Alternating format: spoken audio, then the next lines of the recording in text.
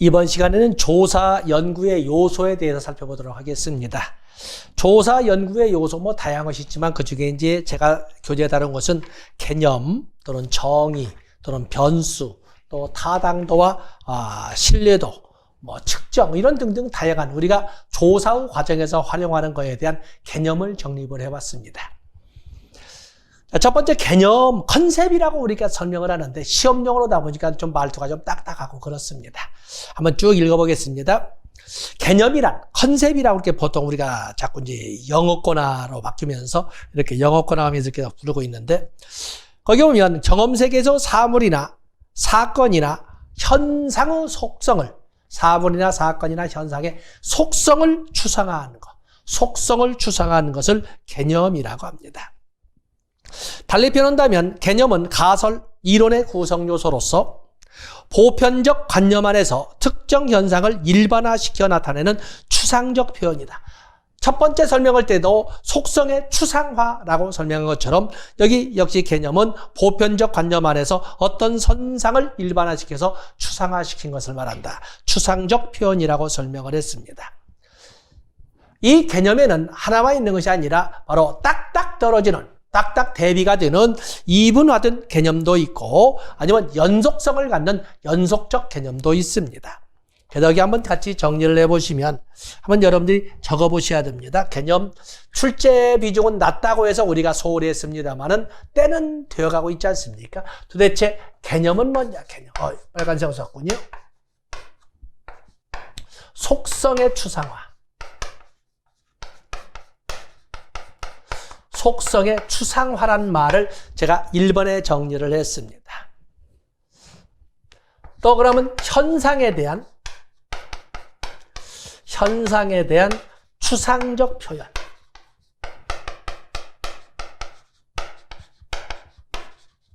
현상에 대한 추상적 표현이란 말을 두 번째 언급을 했어요. 눈으로 보지 마시고 한번 적어보시는 겁니다. 세 번째 보면 이 개념의 유형에는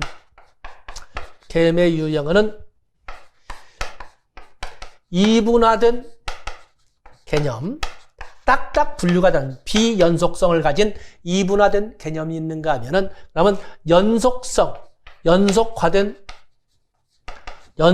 가진 개념도 있습니다. 거기 보면 연속화된 개념으로서 소득이라든지 아니면 뭐 연령이라든지 연속성을 가지고 있지 않습니까?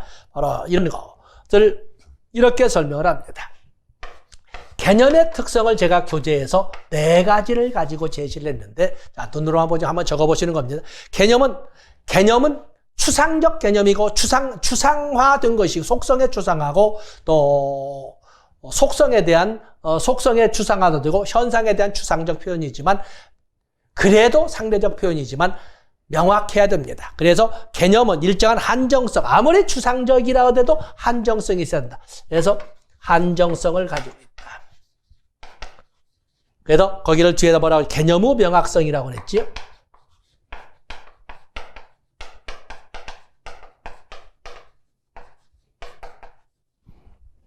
또 그러면 개념은 통일성을 가지고 있어야 됩니다. 컨셉이라고 하는 것은 저만 이해한다거나 저만 알고 있으면 안 됩니다. 그거 뭐라 되어 있습니까? 누구에게나 통일적으로 사용되어야 합니다. 사용하는 사람마다 그것들 통일성을 갖지 못하면 의미 전달상의 왜곡이 발생하게 됩니다. 누구나 같은 개념으로, 누구나 통일적으로 사용해야 된다는 통일. 왜냐하면 사용상의 통일성이죠. 사용상. 그래서 의미 전달상 왜곡이 있지 않도록은 통일성을 가지고 있어야 된다. 또 그러면 추상성을 가지고 있어야 된다. 당연히 속성의 추상화, 그러니까 추상성 또는 현상에 대한 추상적 표현이라고 하지 않습니까? 그래서 이 추상성이라고 해서 언제까지나 무한 추상성이 아니라 저 첫 줄에 있처럼 범위 한정이죠. 범위가 한정된 추상성입니다. 범위가 한정된. 범위가 무한 추상성은 아니고 범위가 한정된 추상성이어야 된다. 그리고 체계성이 있어야 된다.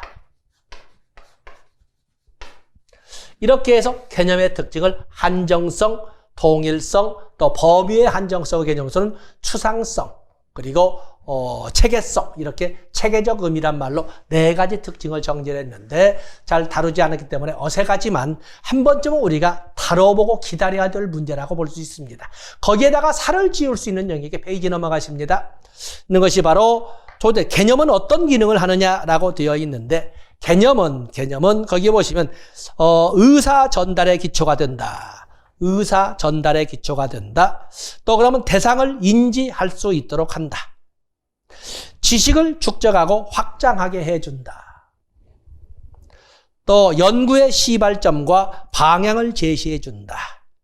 연구의 범위를 설정하게 해준다. 특히 아무리 추상성을 가지고 있다 해도 범위의 한정성이 바탕이 된 추상성입니다. 그러다 보니까 연구의 범위를 설정하게 해준다.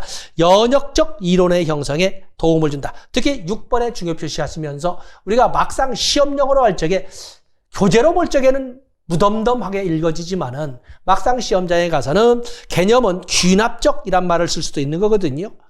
분명히 말씀드리지만 개념은 연역적 이론의 형성에 도움을 준다. 우리가 연역법, 논리학적 접근에서 연역법이라고 하던 일반 원리로부터 구체적인 사실 하나하나를 검증해가는 이런 논리적 접근을 연역법이라고 하지 않습니까? 그래서 속성의 추상화라고 하는 개념은 바로 연역적 이론의 형성에 도움이 된다. 그래서 이 추상적, 속성을 추상한 것이지, 속성 또는 현상을 추상적 표현으로 바꾼 거지만 그걸 출발점으로 해서 구체적인 사실, 현상 하나하나를 이렇게 검증해 가는 거거든요. 그래서 연역적 이론의 형상에 도움이 된다. 이런 6번에는 중요 표시를 하시면 되겠습니다. 다음에 그 밑에 보면 개념적 정의와 조작적 정의가 나와 있습니다. 그러니까 개념적 정의라고 하는 것은 개념적 정의. 거기 보면 개념적 정의는 개념을 보다 명확하고 정확하게 표현하기 위하여 어떤 개념을 다른 개념을 사용하여 정의하는 것, 어떤 개념을 다른 개념을 사용하여 정의하는 것을 바로 개념적 정의라고 합니다.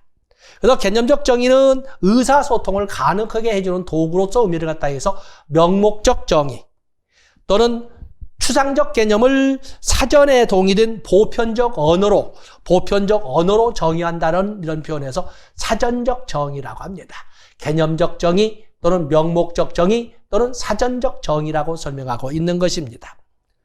그에 비해서 우리가 아무리 범위를 한정시킨다고 하더라도 개념적 정의는 추상성이 높다 보니까 문제는 이해하기가 어렵다든지 해서 또는 이걸 받아들이기가 어려운 경우가 있거든요. 바로 이런 지나친 추상성이나 수용 곤란성을 막기 위해서 추상적 개념을 좀 더 구체적인 또는 경험적으로 측정 가능한 대체 개념을 사용하게 되는데 바로 그러한 전환점을 그렇게 해서 바뀌어진 정의를 조작적 정의라고 설명을 합니다. 우리가 한번 볼까요? 한번 예를 들어본다면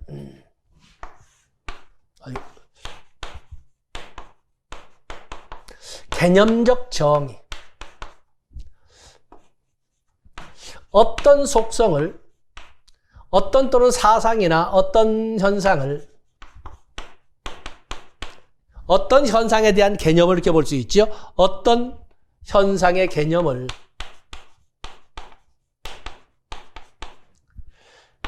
줄 바꿔서 다른 개념을 통해, 다른 개념을 이용하여 정의하는 것. 1번에 적어놨습니다. 정의하는 것을 개념적 정의라고 합니다. 그다지 적지는 않지만 개념적 정의는 명목적 정의 또는 사전적 정의라고도 설명하고 있는 것입니다.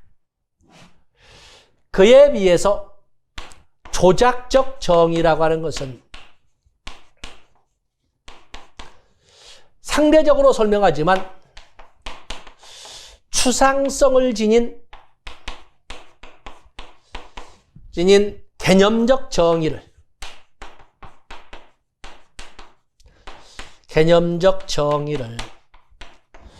추상성을 지녔다는 건 굳이 적지는 않았지만 이해의 정도에서 다소 문제가 발생할 수 있는 아니면 이해의 범위가 좁혀질 수밖에 없는 이런 개념적 정의를 측정 가능한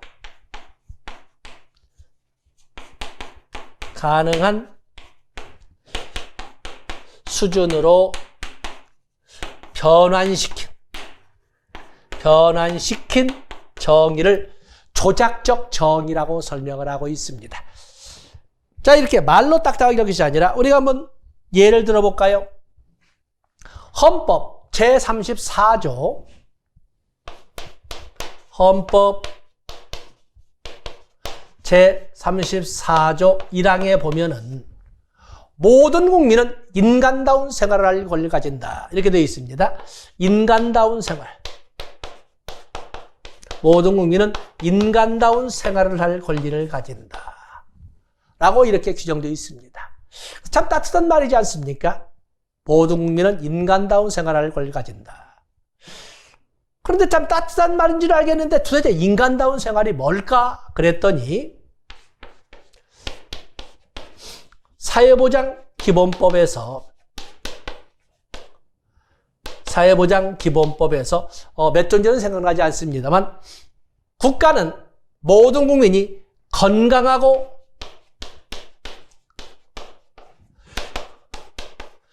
문화적인 생활을 할 수 있도록 급여 수준 향상에 노력하여야 한다라고 규정하고 있습니다. 도대체 건강하고 그러면 이것은 질병으로부터, 부상으로부터, 출산으로부터 자유로운 이런 생활을 할 수 있어야 되고, 문화적인 생활이 뭘까? 여기 이제 또 문제지요. 여기는 건강이라고 하는 것은 질병 또는 부상 또는 출산에 대한 등으로부터 자유로운 생활을 건강한 생활이라고 할 수가 있다고 우리가 이해할 수 있습니다. 어찌 보면 우리가 지금 살고 있는 과정에서 우리의 삶을 이렇게 자유롭게 하는데 결정적이란 말을 감히 내가 쓸 수 있는 것은 국민건강보험이라고 할 수가 있습니다. 제가 라떼 시대처럼 말을 하고 있습니다만 어찌 보면 지금 많은 저개발 국가에서 아프리카나 이런 저개발 국가 동남아나 보면은 아프거나 다쳤을 적에 우리가 보면 병원에 좀 가서 좀 약을 받든지 치료를 받으면 좋겠는데 거기를 못 가잖아요. 없어서 못 가지만은 너무 비싸도 못 갔어요. 고작 여러분에게 말할 적에 지금부터 고작 40년 전 70년대에는 정말 병원이 무서웠어요. 병원이라는 것은 무서웠어요. 침을 맞아서 무서운 게 아니라 돈이 없어서 먼저 선납하고 가서 진료를 받아야 되는데, 물론 지금도 선납이죠. 가서 돈 내고 오세요 뭐 이렇게 하지 않습니까? 끝나거나 돈을 내는 것이 아니라 바로 그 정도예요. 무서웠어요. 다치거나 그러면 다친 대로 그대로 뼈가 굳어서 이렇게 가는, 바로 그런 30년, 40년 전의 모습을 저개발국가의 삶 속에서 우리가 화면을 통해서 보고 있거든요. 옛날에 보면 정말 우리는 건강한 생활을 하지요. 다음에 문화적인 생활은 뭘까? 문화. 우리는 인행사에서 배웠습니다만은 문화라고 하는 것은 공동체 구성원들이 공유하는 삶의 방식을 말합니다. 이것은 공유하는 ways of life, 삶의 방식을 바로 문화적인 생활입니다. 아무리 가난한 사람도 사회통념상 인정될 수 있는 삶의 모습을 갖추고 살 수 있도록 해줘야 된다는 거예요. 그래서 인간다운 생활보다는 건강하고 문화적이라는 생활이 상당히 구체적이고 이해가 가능합니다만, 근데 문제는 이 인간다운 생활을 건강하고 문화적인 생활이란 말로 이렇게 바꿔줬는데, 문제는 건강하고 문화적인 말을 제가 이 정도는 풀었습니다. 그래도 좀 속이 개운하게 이해가 되질 않아요. 그런데 누가 불어나봤나? 바로 이 조항 2항에 보시면 뭐라고 되어 있냐면, 국가는 관계법령에 정하는 바에 따라 최저임금과 소위 최저 보장 수준과 최저임금을 매년 공표해야 된다라고 이렇게 있어요. 그래서 최저 보장 수준과 최저임금을 매년 공표해야 된다라고 이렇게 규정하고 있어요. 최저보장 수준과 최저임금을. 자, 여기에 보시면은 건강하고 인간다운 생활에 관해서 상당히 추상적이고 애매한 질적 개념이에요. 질적 개념. 이랬던 개념을 건강하고 문화적인 생활을 거쳐서 최저보장 수준이나 최저임금이라는 수량화된 개념으로 바꿔놨어요. 이렇게 추상적이고 애매한 질적 개념을 점차 여기는처럼 구체적이고 명료한 양적 개념으로 전환시키는 이 과정을 우리는 조작화라고 합니다. 조작화. 바로 이 조작화.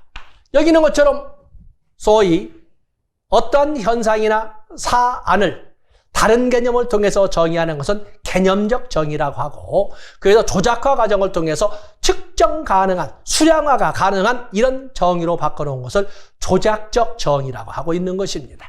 그래서 이것은 개념적 정의, 명목적 정의, 사전적 정의라고 하는 데 비해서 이런 다소 상대적 개념으로 추상적인 개념을 보다 구체적이고 명령한 측정 가능한 양적 개념으로 전환시키는 과정을 조작화라 하고, 그 조작화 과정을 통해서 보다 구체적이고 명령한 양적 개념으로 전환된 것을 조작적 정의라고 설명하고 있는 것입니다.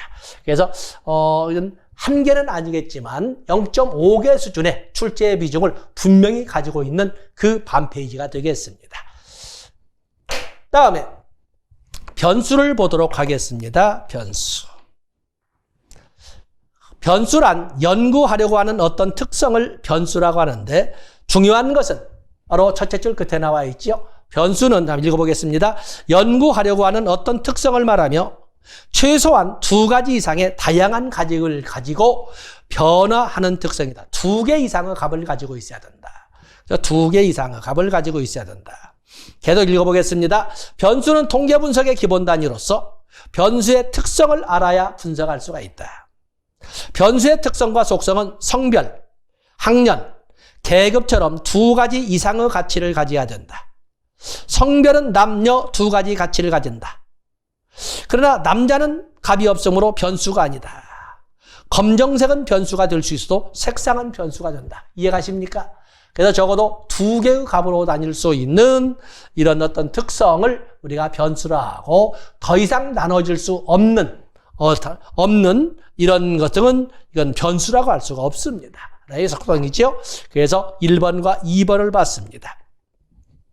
변수는 경험적으로 측정 가능한 개념을 의미한다. 자, 3번 읽어보죠. 변수는 2 이상의 숫자나 값이 부여되는 일정한 기호를 부여하는 것으로 경험적으로 측정한 개념을 말한다. 그리고 심화 학습이 나와 있습니다. 변수는 개념의 경험적 상대역이라고 할 수 있다. 어떤 때는 변수와 개념이 같이 동시에 사용되기도 하는데, 만약에 이를 굳이 비교를 한다면 개념은 추상성이 강한 데 비해서 변수는 개념을 조작한 것이라고 할 수 있다는 것입니다. 그래서 거기는 변수는 개념을 조작한 것이라고 할 수 있다. 변수는 당연히 거기 보면 한자까지 제가 적어놨습니다만은 양적 연구에서 사용되는 개념으로서 변화하는 수를 말합니다. 때문에 변수의 반대말은 언제나 동일한 상수의 개념으로 볼 수가 있습니다. 상수, 그것도 한자를 같이 적어놨지요. 또 변수의 반대말은 상수라고 할 수 있다라고 볼 수가 있습니다. 또 그러면 모든 개념과 변수가 같이 사용되기도 하는데, 모든 개념은 변수가 될 수가 없지만 분명한 것은 모든 변수는 개념으로 의미를 갖습니다. 너무 깊이 한다고 했지만 그냥 모든 개념이 변수가 되지는 않지만 모든 변수는 개념이 된다. 변수는 개념의 한 특수한 형태라고 한다. 그래서 변수를 정리를 했습니다. 자, 이 중에 다시 한번 적어보겠습니다. 여러분 손으로 노트 정리하셔야 됩니다. 변수입니다. 한자 자체가 어떤 변수. 한자 자체라고 한다면 이건 변화하는 수를 말합니다. 변화하는 도구죠. 수. 그냥 변수. 상수의 반대말. 언제나 똑같은. 이렇게. 아래 적어졌으니까 상수. 상수의 반대말. 이렇게 적었습니다. 적어도 변수라고 하기 위해서는 변수는 2개 이상의 값을 보유했을 때 2개 이상의 값을 보유했을 때 우리는 변수라고 합니다. 거기 보면 성별이라고 하는 것은 변수 아니겠습니까? 성별, 2개 이상의 값. 성별 또는 뭐 연령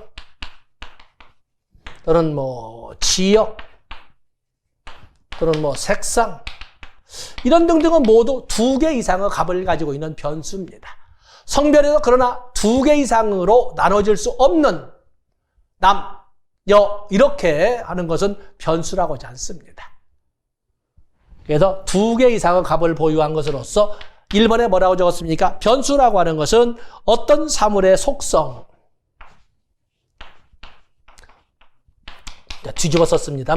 어떤 사물의 속성으로 2개 이상의 값을 보유할 때 부르는 명칭이 바로 변수가 되겠습니다.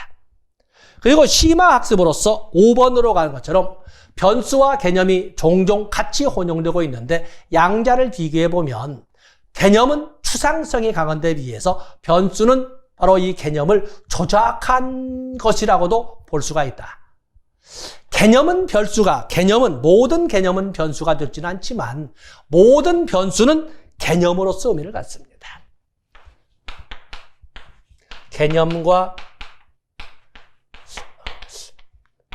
혼용이 되고 있습니다만 개념과 혼용이 되고 있죠. 개념과 혼용.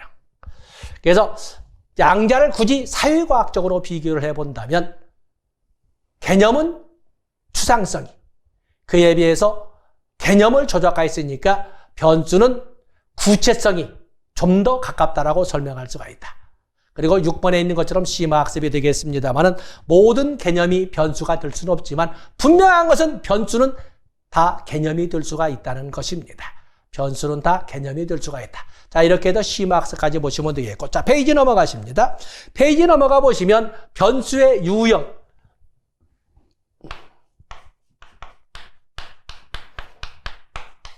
변수의 유형에서 여러분들은 많은 변수가 있죠. 선행 변수도 있고, 독립 변수도 있고, 종속 변수도 있고, 매개 변수도 있고, 조절 변수도 있고, 뭐 통제 변수도 있고, 외생 변수도 있고, 더미 변수도 있고, 많은 변수가 존재를 하지만 적어도 여러분들은 독립 변수와 종속 변수, 그리고 매개 변수와 조절 변수 정도는 개념을 가지고 가셔야 됩니다.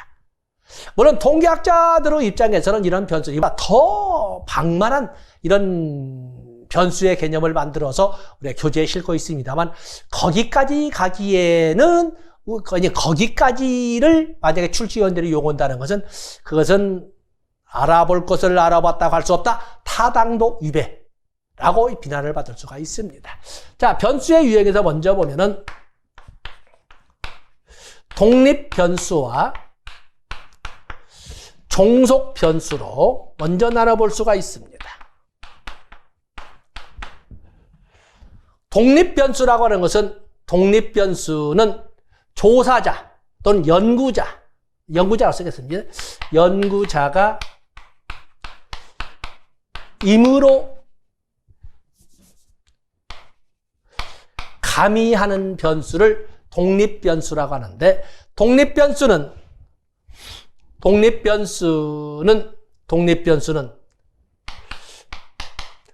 다른 변수의 변화를 야기하는 변수이기 때문에 일명 원인 변수라고 합니다. 원인 변수. 색깔이 다 보였죠? 그에 비해서 종속 변수라고 하는 것은 독립 변수의 가미로 인해 독립 변수의 가미로 나타나는 변화, 독립변수의 변화로 인해서 나타나는 변화. 다시 말해서 여기는 독립변수를 가미했다는 것은 우리는 실험을 했다라고 설명을 하는데 바로 실험의 결과, 실험의 결과로서 의미를 갖는 것이기 때문에 종속변수라고 하는 것은 결과변수라고 이렇게 합니다. 결과변수라고 이렇게 쓸 수가 있는 것입니다. 자, 먼저 우리가 이 정도 정리해 놓고 그리고 교재를 보면서 살을 지우도록 하겠습니다. 그런가 하면 우리가 또 반드시 공부해야 될 거에는 매개변수와 조절변수가 있습니다.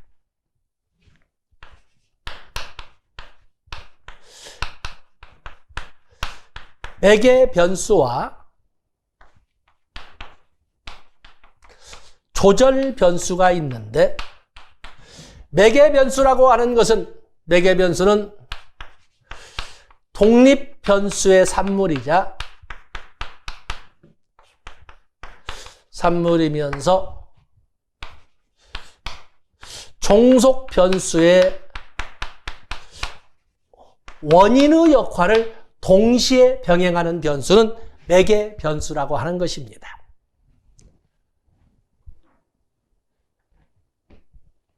매개변수도 역시 마찬가지로 순서는 독립변수, 다음에 매개변수, 다음에 종속변수, 독립변수와 종속변수 사이에 위치하고 있습니다. 그런데 조절변수도 마찬가지로 유형을 보면 독립변수와 종속변수 사이에 조절변수가 바로 이렇게 존재한다는 점에서 유사성을 가지고 있습니다. 조절변수는 독립변수가 종속변수에 미치는 독립변수가 종속변수에 미치는 영향력의 강도를 조절하는 역할을 하는 변수를 조절변수라고 합니다. 근데 우리가 말하기는 쉽지만은 막상 시험지로 본다면 애매합니다. 공통점은 이 사이에 존재한다는 점에서 공통점은 가지고 있는데 어떻게 구별을 해야 되느냐?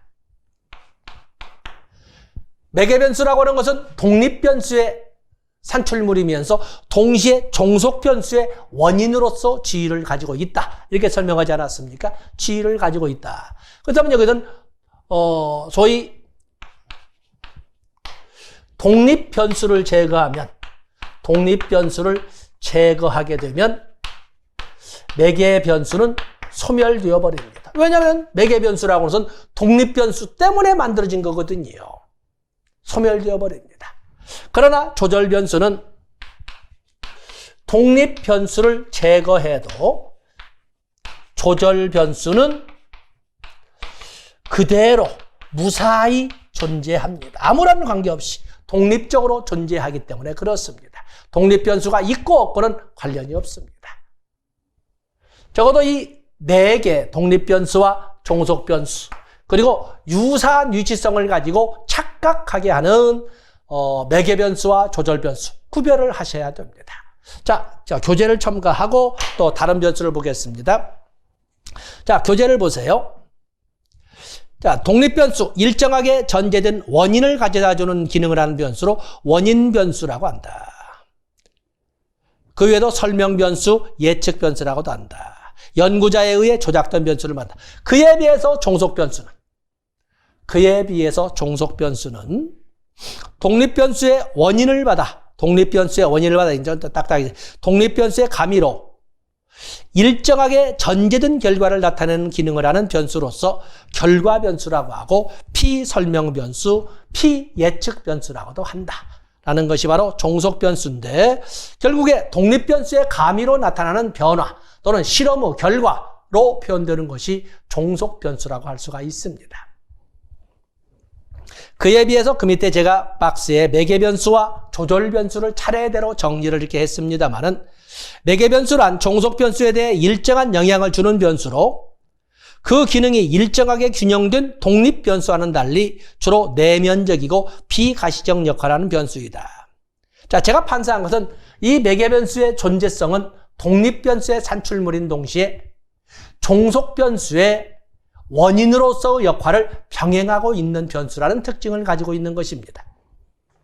그래서 위치를 보면 독립 변수와 종속 변수 사이에 위치한다는 것을 화살표로 이렇게 적어서 교재와 같이 정리를 해본 것입니다.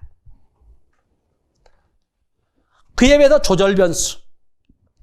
조절 변수는 독립 변수와 종속 변수 사이의 관계를 체계적으로 변화시키는 원인 변수이다. 독립 변수와 종속 변수 사이의 관계를 변화시키는 원인 변수로서 독립 변수와 종속 변수 간의 관계의 크기를 조절하는 두째 줄에 나와 있지요. 독립 변수와 종속 변수 간의 관계의 크기를 조절하는 변수를 조절 변수라고 합니다. 일명 셋째 줄에 상황 변수라고도 한다. 상황 변수는 아직 출제가 되지 않았지만 상황 변수라고도 하는 것은 바로 이 조절 변수가 되겠습니다.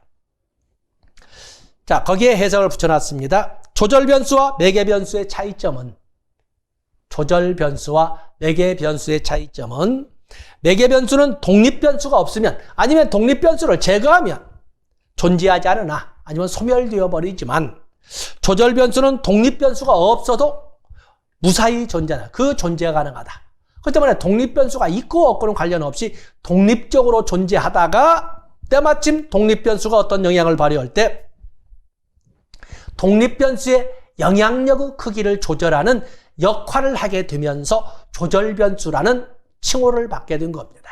그래서 유형적으로는 같이 가운데에 위치한다는 것 같지만 독립 변수와의 관계성에 의해서 독립 변수를 제거했을 때도 독립적으로 존재하고 있으면 조절 변수라고 한다는 것을 알아주시면 되겠습니다. 다음에 단어는 쓰지만 그냥 읽어는 보겠습니다. 위생 변수와 통제 변수, 더미 변수가 있는데 아직까지 우리 시험에서 더미 변수가 출제된 건 아니었습니다. 하여튼 읽어는 보겠습니다. 위생 변수, 독립 변수와 종속 변수 모두에 영향을 미치는 제3의 변수를 말합니다. 3번에 보시면 2번 더하기 3번에 위생 변수는 기존 독립 변수와 종속 변수라 생각했던 변수들보다 기존의 독립 변수라고 생각하고 종속 변수라고 생각했던 것보다 시간적으로 선행하고 양자에 동시에 영향을 미치는 것을 위생 변수라고 합니다. 아까 매개 변수는 영향을 미치는 것은 종속 변수에만 영향을 미치지 않습니까? 그러나 위생 변수는 독립 변수나 종속 변수보다 선행하면서 독립 변수, 종속 변수 양자에 모두 영향을 미칠 때 위생 변수라고 한다. 그래서 이렇게 특징을 정리를 했습니다.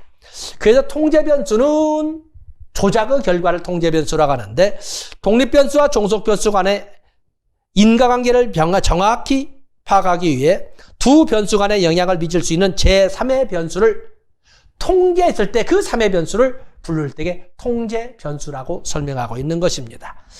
보통 우리가 실험 연구를 할 적에 실험 연구의 타당도를 높이기 위해서 실험 연구의 타당도라고 하는 것은 실험의 결과를 제대로 찾아내느냐 알아볼 수 있느냐 실험의 결과를 제대로 찾아봤다는 것은 실험을 했다는 것은 독립변인의 영향력을 제대로 파악해 볼 수 있었느냐 이걸 따져보는 거거든요. 그렇기 때문에 내적 타당도 실험 연구의 타당도를 높이기 위해서는 독립변인 이외, 실험변인 이외 다른 변수는 최대한 제거되어야 합니다. 바로 이 최대한 제거되어야 한다는 바로 이때를 우리가 통제 변수라고 하고 그 조건을 경쟁가설 배제, 허위적 관계 배제 이렇게 표현을 하게 됩니다. 그래서 여기 보시면은 제3의 변수, 통제를 했을 때 그 통제된 제3의 변수를 통제 변수라고 불러주고 있는 것입니다. 다음에 더미 변수를 가지고 별도로 이렇게 하진 않았지만 읽어보겠습니다. 대학 교육을 받았느냐 아니냐, 고용보험에 가입했느냐 아니냐 같은 이런 질적 변수를 수치로 변환하는 것을 더미 변수라고 합니다. 보통 우리가 보면은 주민등록번호 뒷자리 첫 번째 보통 20세기까지 태어난 사람들에 대해서는 남자는 1, 여자는 2 이렇게 표현하지 않습니까? 이런 것처럼 여기 0이나 1 내 어느 한쪽 값을 취하는 이런 변수, 질적 변수를 0이나 1의 보통 값으로 취하도록 이렇게 변환한 변수를 더미 변수라 하고 지식 변수 또는 가 변수라고 한다. 해서 개념만 얼핏 이렇게 알아봐 주시면 됩니다. 아주 드물게 다루는 것이 제일로 처음에 첫 번째 박스에 넣었습니다. 선행 변수라는 것도 있습니다. 읽어는 보세요. 독립변수 앞에, 자, 박스의 제일로 위에 있는 것입니다. 독립변수 앞에 독립변수, 앞에서 독립변수에 영향을 주는 제3의 변수를 선행변수라고 하는데 이 선행변수를 제거한다. 이때 그러면 이 선행변수도 통제변수라고 불리우고 있습니다. 그래서 선행변수를 통제해도 독립변수와 종속변수 관계는 사라지지 않지만 문제는 독립변수를 통제하게 되면, 왜냐하면 선행변수는 독립변수에만 영향을 미치잖아요. 그렇기 때문에 독립변수를 통제하게 되면 선행변수와 종속변수 관계는 약화되거나 사라지게 됩니다. 왜냐하면 거쳐서 영향을 미치기 때문에 그렇습니다.